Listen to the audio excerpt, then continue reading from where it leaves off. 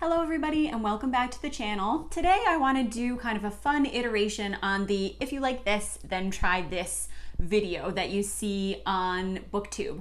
I've done a couple of these in the past, including if you like this fantasy novel, then you might like this work of literary fiction. And if you like this classic fantasy novel, then you might like this modern fantasy novel. And today it's going to be a little bit different, and I'm going to be pairing some fantasy novels that I really enjoy with Disney movies that I feel like make good counterparts.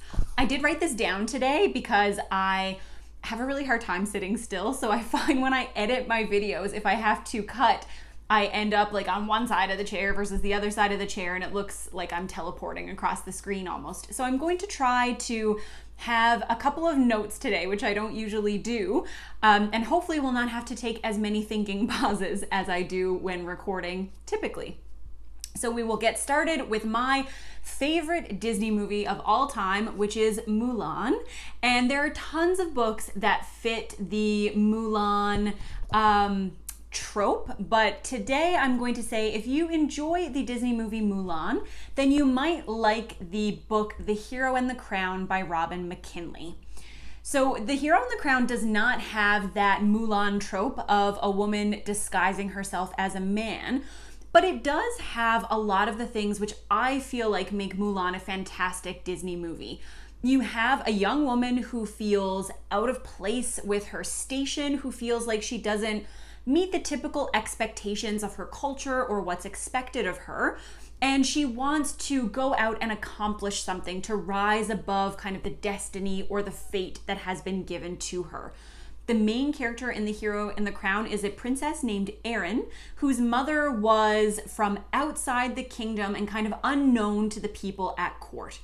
Erin seems to have no connection with the familial magic that is a part of that kind of court's dynasty. And so she gets a lot of kind of bad-tempered and a lot of bullying essentially from the other members of court, her cousins and the various people who populate the court's atmosphere. And she wants to kind of rise above that and go out and accomplish something great. So what she decides she's going to do is slay a dragon. And what follows is really interesting and something that you don't often see in fantasy, which is that Erin goes out and starts to research how she should go about slaying this dragon. And it is a fantastic novel. It won the Newbery Award, so it is technically a young adult novel from the 80s, but I would say that this is a novel that kind of defies any sort of age categorization. Erin is a young woman, that is definitely true, but the writing style, the world building, the format of the story are all very mature, and this would certainly make a kind of young adult if you don't like young adult list if someone was to put one of those together. But I highly, highly recommend it. I think it obviously gets overlooked a little bit now because it is older, but that is why you have older people on BookTube to tell you to read these books from decades ago. So if you love Mulan, totally go out and check out The Hero and the Crown by Robin McKinley. Coming up as the number 2, I decided to do The Sword and the Stone. So if you watched my bookshelf tour, then you saw that I do have a shelf that is pretty heavily populated with Arthurian retellings. And I have read a ton more from my dad's bookshelf, and I think that there are tons of great recommendations to make in this sphere, but today I want to talk about one that doesn't get as much recognition on BookTube, that I haven't heard people talk about as much. So I'm going to say that if you like The Sword and the Stone, the Disney movie, then you may like the book Fire Lord by Park Godwin. So again, this is another, I believe, 80s era fantasy. It follows the story of King Arthur, but looks at things through a bit more of a historical lens. Park Godwin did a lot of research before going into writing his story, and though there are certainly fantastical elements, and I still think that this can be very much categorized as fantasy, it is a historical fantasy, and he tries to weave in as much historical accuracy as is possible when dealing with a mythological figure. Another thing that I really like about this book is that although you have the characters of Morgan Le Fay, who I believe is called Morgana in this retelling, and you have Guinevere, you don't have this kind of demonized Morgan figure who serves as that kind of evil counterpart to Guinevere's saintly goodness. You don't get those kind of archetypes as women. Instead, they kind of stand for the conflict or the internal conflict that's going on with Arthur himself, between the part of him that longs for progress and the changing shape of Britain, and the part of him that feels connected to the land and kind of the traditional values of Britain at the time. From what I can remember, this was a fantastic read. It has obviously stayed with me for decades. And even though I haven't reread it in a long time, I still feel confident putting it out there as a King Arthur retelling that perhaps many of you have not heard of. Number 3 on this list, for the Disney movie The Lady and the Tramp, I decided to go with a fantasy book from the kind of mid-2000s, which is called Soulless by Gail Carriger. So if you like The Lady and the Tramp, then perhaps you will like this urban steampunk fantasy called Soulless.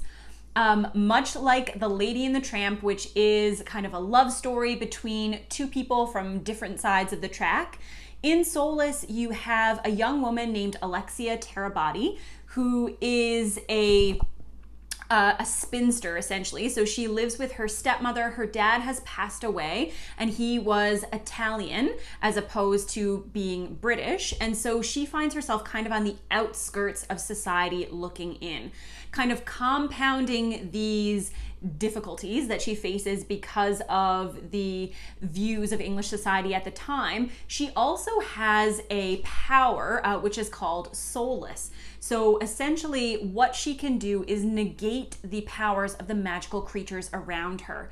In this world, creatures like vampires and werewolves are thought to have an overabundance of soul, and the very rare people who can touch them and negate their otherworldly powers are called soulless. And so Alexia is one of these soulless. And the setup for the novel is that the kind of underworld starts behaving strangely. There are vampire attacks, and there are very well-known members of vampire society who are going missing. And so Alexia, who doesn't want to be a prim and proper lady, she wants to go out and get into the thick of things. She starts to investigate what's going on, and in the midst of that, she kind of gets thrust into the path of Lord Macken, who is a werewolf of very high standing. He is a bachelor and kind of comes from an opposite spectrum of society than Alexia, and they have a very antagonistic relationship that develops into a friendship and then potentially into something more. So this is definitely a romance heavy fantasy book, but despite the fact that it is very romance heavy, it is urban fantasy, and it is steampunk, which are usually 3 things that I don't look for in fantasy, I thought that this was so fun and so fantastic. The banter is really witty and really funny. The action is fast-paced, and I thought that it was just a really interesting spin on the urban fantasy genre in general. It is a 5-book series, but the first one, Soulless, acts very much as a standalone. So I think you could enjoy it in that way. I really enjoyed the whole series, so if you like it, then it's great because you have 5 books that you can read. But if it's not really your thing, or you feel like it has a very definitive ending, then you can stop with just that 1 book. But I would highly, highly recommend it. I had a fantastic time when I was reading this. Number 4. So the next one I wanted to talk about is if you like the Disney adaptation of Robin Hood, and why wouldn't you? Because it is fantastic. Then I think you might like the book Greenwoad by J. Toulouse Henning. So this is one that I have talked about a little bit on the channel, but it is never talked about, and I really think that it deserves to have more fans. So Greenwoad is a Robin Hood retelling that centers not around Robin Hood and Maid Marian, who are actually brother and sister in this novel, but Robin and his friend Gamelin. And it is an LGBTQ retelling of Robin Hood, so it has fantastic representation. Again, this is a fantasy romance. I swear I don't read that much fantasy romance, but these books are just so great that they keep coming up on recommendation lists. And what I really love about this book actually is the atmosphere. Henning is a beautiful writer. The writing is very eloquent. She builds up the environment and the setting so well that you can visualize what Sherwood Forest looks like. You can see the action kind of playing out as it carries through. This again is a 5-book series, and I have just about finished the final book. I will say that books 1 and 2 stand together as a duology. I almost wonder if she had written them as a duology and then went on to put in the next 3 books, because they do feel very separate in terms of theme and tone. So if you really love the first 2 books, then you can stop there. If you like more of kind of the political intrigue and the slower paced maneuverings, then I would suggest you continue on with all 5 of the books. But regardless, they are fantastic. The writing is great, and I have definitely not read as many Robin Hood retellings as I have King Arthur retellings, but this book makes me want to go on and consume more of this myth as well. Number 5 that I'm going to talk about is Frozen. So if you have little kids, then I'm sure you have been kind of caught up in the Frozen fever that's been taking over like every school since 2013. But I do think that there are some really good themes in Frozen. I enjoy the character of Elsa. I think that it's really nice to have a Disney movie that doesn't center around romance and focuses more on familial relationships. And I think that if you enjoyed Frozen or enjoyed those elements of Frozen, that you would also like the book The Sword of Kai-Gen by M.L. Wong. And when I was thinking about the parallels between Frozen and The Sword of Kai-Gen, I hadn't even really thought about the fact that they both use elemental magic, which they do. So aside from the fact that there is ice or elemental magic threaded within these 2 stories, what really made me think of them as being complementary to each other was the portrayal of their main female characters. So in The Sword of Kai-Gen by M.L. Wong, we have the character of Misaki, who is a mother, a middle-aged woman who is living on this peninsula in the Kaiganese Empire that kind of stands as an island of elite warriors between the outside world and the empire itself. These warriors are able to manipulate the elements, they're expert swordspeople, and Misaki marries into one of the most powerful families, the Matsuda family, and becomes the wife of one of the most powerful people in this culture and becomes a mother. And as the story unfolds, we get a really complex evaluation of the idea of motherhood, of Misaki herself, and of the things that she feels she has had to give up or to conceal or repress to become a mother and to fulfill her position within this very patriarchal society. We also follow Misaki's son, Mamoru, and we see the strained relationship between them and the pressure that it puts on your family when you're unable to divulge those details about yourself. And again, I think this parallels really well with Frozen because you see that tension between Anna and Elsa when Elsa has to keep parts of herself concealed. So although obviously, The Sword of Kai-Gen is an adult fantasy and Frozen is marketed towards little children, I do think that there are some really neat parallels there and that they go really well together. The next one on my list is The Aristocats. And I think that the Disney movie, The Aristocats, pairs really well with one of my favorite books of all time, which is Watership Down by Richard Adams. So beyond the fact that these stories are both following anthropomorphized animals, in The Aristocats, obviously we're following a family of very pampered cats. In Watership Down, we are following a collection of rabbits. They're both also just very fun adventure stories. And they both touch on the perils or the the difficult things that can befall animals at the hands of humans. So about that strained relationship between humans and animals and how that can create complications in the animal kingdom. Watership Down, even though it, as I said, follows anthropomorphized rabbits, is one of my favorite books of all time. And I honestly think that it is as close to perfect as a book can be. It integrates so many elements that I love. I personally believe that it fits the kind of tropes and conventions of heroic or adventure fantasy, which is something that I really love. It does have really deep thematic resonance when you talk about the perils of fascism, of complacency in society, the relationship between people and the environment, and what kind of negative impacts we can have on the world. The characters, and I will call them characters, even though, as I said, they are rabbits, in this novel are so well rounded. They all have very distinct personalities. They function very differently within their society. They are courageous and loyal. Some of them are cowardly. They make mistakes. They have to atone for the things that they've done. And I just really, really think that it is a fantastic book. Watership Down also weaves in one of the elements that I love about storytelling, which is stories within stories. So Richard Adams has built up an entire mythos around these rabbits. They have their own deities, they have their own parables, they have their own lessons, and these come through with these kind of storytelling breaks that focus around the rabbit god, El Herrera. So I, again, cannot recommend Watership Down highly enough, and I feel like it pairs very well with the kind of fun atmosphere of the Aristocats. The next one on my list is another one that has a ton of kind of books that I could have chosen from, and that would be the Hercules retelling by Disney. I believe that that pairs really well with The Song of Achilles by Madeline Miller.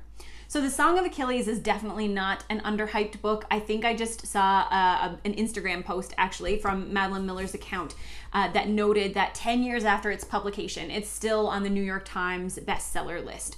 So this is obviously a very popular novel, but I could not think of anything that fit with the retelling of Hercules that Disney did better than The Song of Achilles.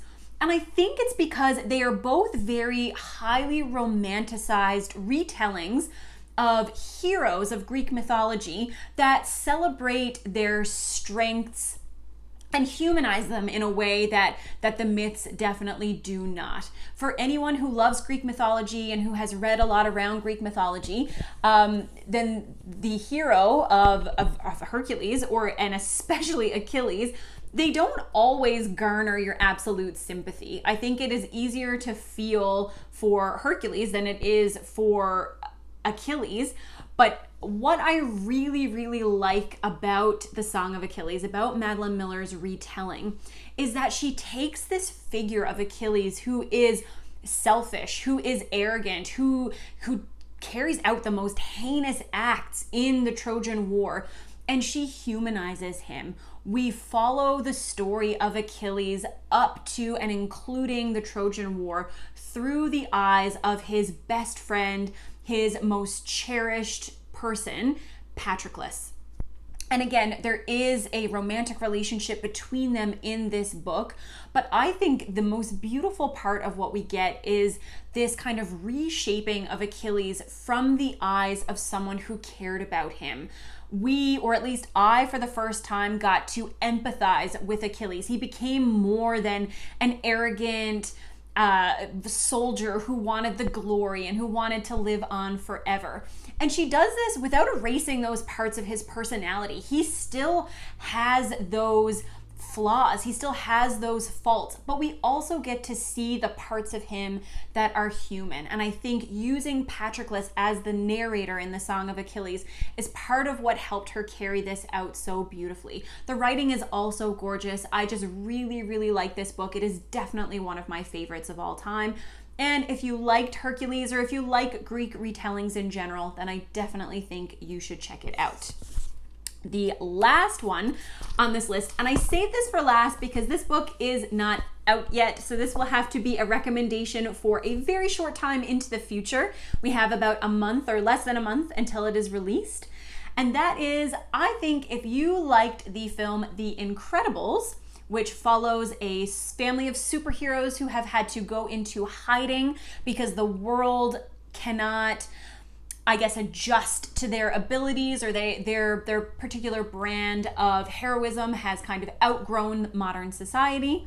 If you like that story, if you enjoyed The Incredibles, then I think you will like the book The Shadow of the Gods by John Gwynne.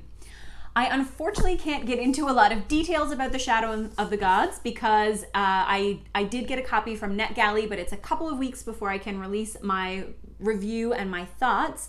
But I will say that if you enjoyed the themes of The Incredibles, which would include an exploration of what it means to be a hero, an exploration of powers and having power and influence over people that they fear and that they don't understand, and what that means for your place in society, what it means to hide who you are, to try to make a place for yourself, to try to be able to not only live your life, but to accomplish the things you would like to accomplish without having to worry about what other people think. Those are all themes that kind of thread themselves through John Gwynne's newest work, The Shadow of the Gods.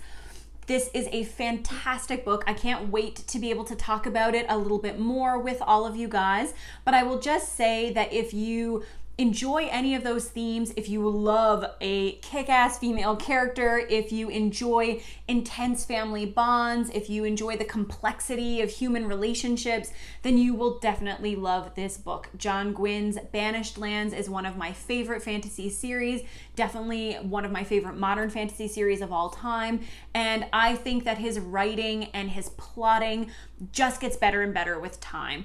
100%, even if you don't like The Incredibles, you should still check out The Shadow of the Gods. But I do think that thematically these pair fairly well together. But that is all for now. If you agree or disagree with any of these recommendations, please let me know. If you have any other Disney pairings you think go very well, then I'm also happy to hear those. Maybe I will come back with a part 2 of this sometime in the future. But I hope that you all have a great day, and I will see you with another video soon. Bye.